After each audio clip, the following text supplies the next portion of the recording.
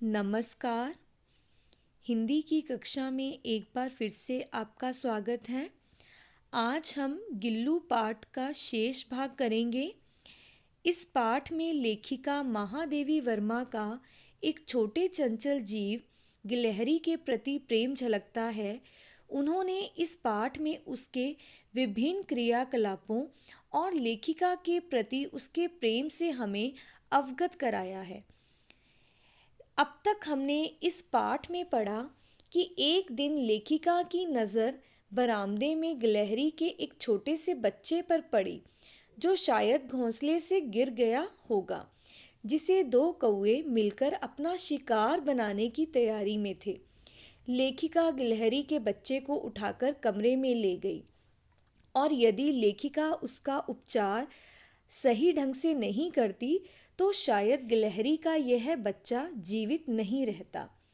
लेखिका उस गिलहरी को जिंदा रखने के लिए रुई की पतली बत्ती को दूध में भिगोकर उसके मुंह में दूध डालने लगी।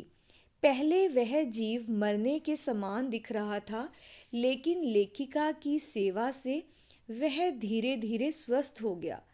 लगभग 3 दिन होते होते वह जीव अपने पंजे हिलाने की स्थिति में आ गया और लेखिका की उंगली अपने पंजे से पकड़ने लगा। लेखिका ने उसे एक डलिया में रखना शुरू कर दिया। लेखिका ने उस गिलहरी का नाम गिल्लू रखा, जो उनके पैरों पर चढ़ जाता और सर से उतरकर भाग भी जाता था। गिल्लू अपनी चमकीली आंखों से लेखिका द्वारा किए गए सभी कामों को भी देखा करता था। यहाँ महादेवी यह बताना चाहती है कि छोटे से छोटे जीव भी मनुष्य के व्यवहार को अच्छी तरह से समझते हैं। लेखिका के घर से बाहर जाते ही गिल्लू भी दिन भर खिड़की की जाली से बाहर निकल जाता था, लेकिन जैसे ही लेखिका घर आती वह भी चला आता था। तो चलिए अब हम आगे इस पाठ को पढ़ते हैं। मेरे पास बहुत से पशु पक्षी हैं, उनका मुझसे लगाव भी कम नहीं है। लेखिका यहाँ लिखती है कि उनके पास बहुत सारे पशु पक्षी थे और वो भी लेखिका के साथ बहुत ज़्यादा प्यार करते थे। उनका लगाव भी जो है वो लेखिका से कम नहीं था, परंतु उनमें से किसी को मेरे साथ मेरी थाली में खाना खाने की हिम्मत हुई है, ऐसा मुझे स्मरण नहीं आता। स्मरण शब्द का क्या अर्थ है? याद। लेकिन किसी भी पशु पक्षी की इतनी हिम्मत नहीं थी कि वो लेखिका के साथ उनकी थाली में खाना खाएं, ऐसा उन्हें याद नहीं आ रहा था। गिल्लू इनमें अपवाद था। अपवाद शब्द का क्या अर्थ है? सामान्य नियम से भिन्न बात, कि गिल्लू पर यह बात जो है वो लागू नहीं होती थी। मैं जैसे ही खाने के कमरे में पहुंचती, वह खिड़की से निकलकर आंगन की दीवार, बरामदा पार करके मेज पर पहुंच जाता और मेरी थाली में बैठ जाना चाहता। जैसे ही लेखिका जो है खाने के कमरे में पहुंचती तो गिल्लू भी बड़ी तेजी के साथ उनके पास पहुंच जाता और उनकी थाली में ही बैठ जाना चाहता। बड़ी कठिनाई से मैंने उसे थाली के पास बैठना सिखाया, जहां बैठकर वह मेरी थाली से एक एक चावल उठाकर बड़ी सफाई से खाता रहता। तो लेखिका ने उसे बैठना सिखाया थाली के पास और उसे खाना भी सिखाया, और वो भी बड़ी सफाई के साथ लेखिका के साथ खाना खाता। काजू उसका प्रिय खाद्य था, कि काजू जो है वो गिल्लू को बहुत ज़्यादा पसंद था, और कई दिन काजू ना मिलने पर वह अन्य खाने की चीज़ें या तो लेना बंद कर देता था या झूले से नीचे फेंक देता था। कि यदि जब गिल्लू को काजू नहीं मिलता था तो वो जो है बाकी चीज़ों को या लेना बंद कर देता था या नीचे फेंक देता था। कि यहाँ पर वो अपना क्या दिखाता था? गुस्सा दिखाता था कि उसे खाने के लिए क्या चाहिए? काजू ही चाहिए। अब यहाँ इस चित्र में भी देखिए, ये महादेवी वर्मा जी हैं और खाने की थाली के पास ही गिल्लू बैठा हुआ है। उसी बीच मुझे मोटर दुर्घटना में घायल होकर कुछ दिन अस्पताल में रहना पड़ा। उन्हीं दिनों में लेखिका का जो है वो मोटर दुर्घटना हो गई, उनका एक्सीडेंट हो गया और जिसके कारण उन्हें अस्पताल में रहना पड़ा। उन दिनों जब मेरे कमरे का दरवाज़ा खोला जाता, गिल्लू अपने झूले से उतरकर दौड़ता और फिर दूसरे को देखकर उसी तेजी से अपने घोंसले में जा बैठता। जब लेखिका अस्पताल में थी इलाज के लिए, तो गिल्लू जब लेखिका के कमरे को खोला जाता तो गिल्लू अपने झूले से फटाफट नीचे उतरता और पास जाकर देखता और किसी और को देखकर फिर उसी तेजी से अपने घोंसले में जाकर बैठ जाता। सब उसे काजू दे जाते, जो भी कोई गिल्लू के पास आता तो उसे खाने के लिए उसे काजू दे जाते।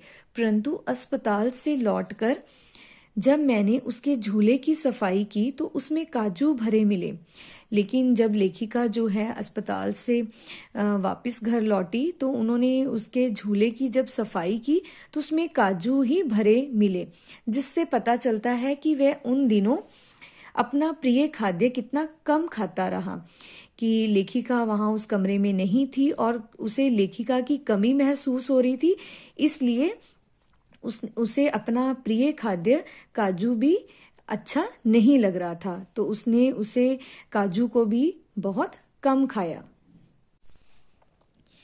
मेरी अस्वस्थता शब्द का क्या अर्थ है? आरोग्य का अभाव। मैं वह तकिए पर सिरहाने बैठकर अपने नन्हे नन्हे पंजों से मेरे सिर और बालों को इतने धीरे धीरे सहलाता रहता कि उसका हटना एक परिचारिका शब्द का क्या अर्थ है? दासी के हटने के समान लगता। कि जब लेखिका जो है उनका स्वास्थ्य ठीक नहीं था तो गिल्लू उनके सिर के पास बैठा रहता और अपने छोटे छोटे पंजों से उनके सिर और बालों को धीरे धीरे से सहलाता रहता। वो लेखिका की सेवा एक दासी की तरह करता। गर्मियों में जब मैं दोपहर में काम करती रहती तो गिल्लू ना बाहर जाता ना अपने झूले में बैठता। गर्मियों में दोपहर के समय जब लेखिका काम करती रहती तो गिल्लू घर से बाहर ना जाता और ना ही अपने झूले पर बैठता। उसने मेरे निकट रहने के साथ, पास रहने के साथ और गर्मी से बचने का एक सर्वथा शब्द का क्या अर्थ है? बिल्कुल नया उपाय खोज निकाला था। जो गिल्लू है वो हमेशा लेखिका के पास रहना चाहता था और गर्मी से भी बचना चाहता था, जिसका उसने एक उपाय खोज निकाला था। वह मेरे पास रखी सुराही पर लेट जाता। सुराही जिसमें पानी रखा जाता है, इसमें पानी हमेशा ठंडा रहता है, तो लेखिका के पास एक सुराही पड़ी होती थी, तो गिल्लू भी इस पर लेट जाता और इस प्रकार समीप भी रहता और ठंडक में भी रहता। इस प्रकार वो लेखिका के पास भी रहता और उसे हमेशा ठंडक का भी एहसास रहता। गिलहरियों के जीवन की अवधि का क्या अर्थ है? सीमा। 2 वर्ष से अधिक नहीं होती। जो गिलहरियों की आयु होती है वो 2 वर्ष से ज्यादा नहीं होती है। अतः गिल्लू की जीवन यात्रा का अंत आ ही गया। तो जीवन जो गिल्लू है उसके जीवन का भी अंत आ गया। दिन भर उसने ना कुछ खाया ना बाहर गया। रात में अंत की यातना शब्द का क्या अर्थ है? कष्ट में भी वह अपने झूले में से उतरकर अपने बिस्तर पर आ गया। जब उसका अंतिम समय नजदीक आया तो वो रात में अपने झूले से उतरकर लेखिका के बिस्तर पर आ गया और ठंडे पंजों से मेरी वही उंगली पकड़कर हाथ से चिपक गया और उसके जो पंजे थे वो ठंडे हो चुके थे और उसने लेखिका की उसी उंगली को पकड़ लिया जिसे उसने अपने बचपन की मरनासन शब्द का क्या अर्थ है? मरने की स्थिति। जब वो बचपन में घायल हो गया था और लेखिका ने उसकी जान बचाई थी तो उसने लेखिका के उंगली को पकड़ लिया था अपने नन्हे नन्हे पंजों से, तो आज फिर उसने उसी उंगली को पकड़ा है। पंजे इतने ठंडे हो रहे थे कि मैंने जाकर हीटर जलाया। उसके जो नन्हे नन्हे पंजे थे वो बहुत ज़्यादा ठंडे हो रहे थे। तो लेखिका ने उन्हें गर्मी देने के लिए क्या वहाँ पर हीटर जलाया, उसे उष्णता देने का प्रयत्न किया, उष्णता गर्मी देने की कोशिश की। परंतु प्रभात सुबह की पहली किरण के स्पर्श का क्या अर्थ है? छूना के साथ ही किसी और जीवन में जागने के लिए वह सो गया। तो सुबह की पहली किरण के साथ ही जो गिल्लू है उसकी जो है वो वहां पर मृत्यु हो गई। तो ये था हमारा पाठ गिल्लू। इस पाठ से स्नेह भाव तथा प्राणी दया की सीख मिलती है। इस पाठ द्वारा हमें पशु पक्षियों के प्रति मानवीय प्रेम का पता चलता है।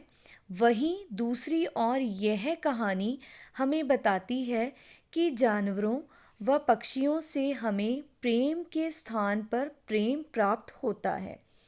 कभी भी हमें पशु पक्षियों को सताना नहीं चाहिए। यह पाठ हमें सभी प्राणियों से प्रेम करने का संदेश देता है। तो इस पाठ से संबंधित आपको एक कार्य पत्रिका दी जाएगी जिसे आपने अपनी हिंदी की पाठ्य पुस्तक पर करना है। धन्यवाद।